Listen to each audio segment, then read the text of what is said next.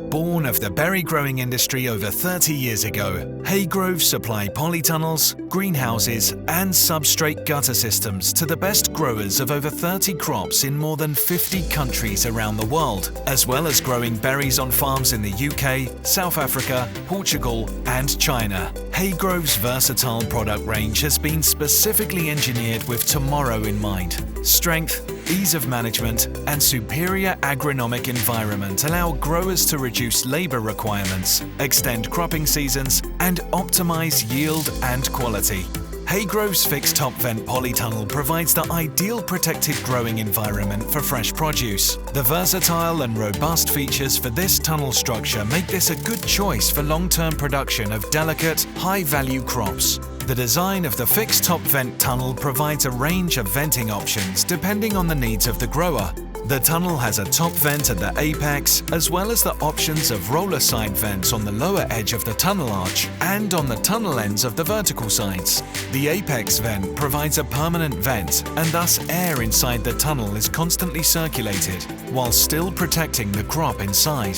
The option of additional roller vents on the sides of the tunnel creates a chimney effect for full exchange of air and gives the grower the ability to manage the growing environment. The roller vents can be manually operated or connected to climate control systems to be fully automated.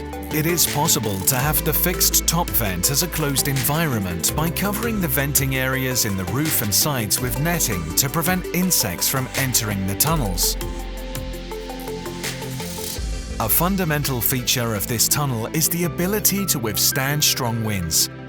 The tunnel was constructed in 2018 and has regularly withstood winds over 100 kilometers per hour. The case study on the fixed top vent tunnel was recorded at Haygrove Eden at George in South Africa. My name's Angus Davison. I'm the eccentric chairman of Haygrove, which happens to mean I've been here the longest and means I probably do the least. But I have the pleasure of visiting people like Dirk and seeing what they're up to and trying to add value. Dirk Arabi, Farm Business Manager of Haygrove Eden. I also want to just take the opportunity to mention what we're doing here in our beautiful propagation facility here at Eden.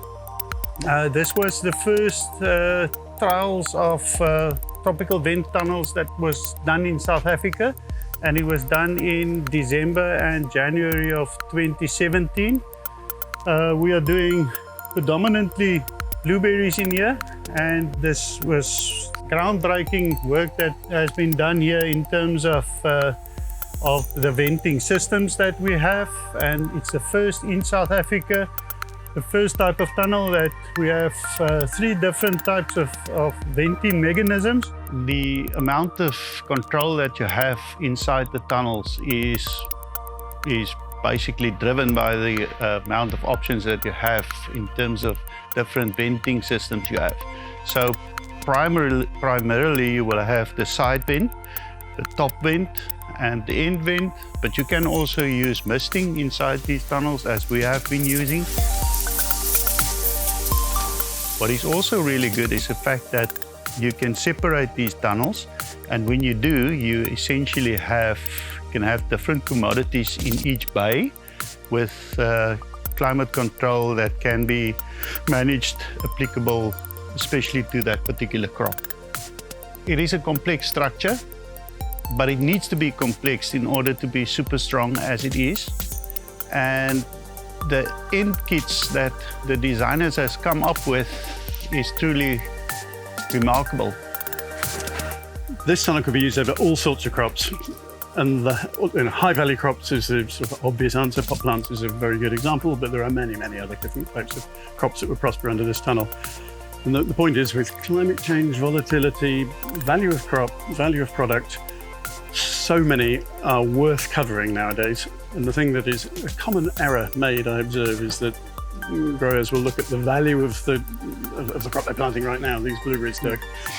They won't necessarily look at the fact that the tunnel's likely to be there for 10 years, if not 20 years, and the total value of all those crops is a multiple factor of the one. Look ahead at the weather to come, assess what you think that's going to be like. I think most of us have a pretty clear guidance from scientists upon that, and decide the value of the accumulated value of the crops that are going to be growing under there.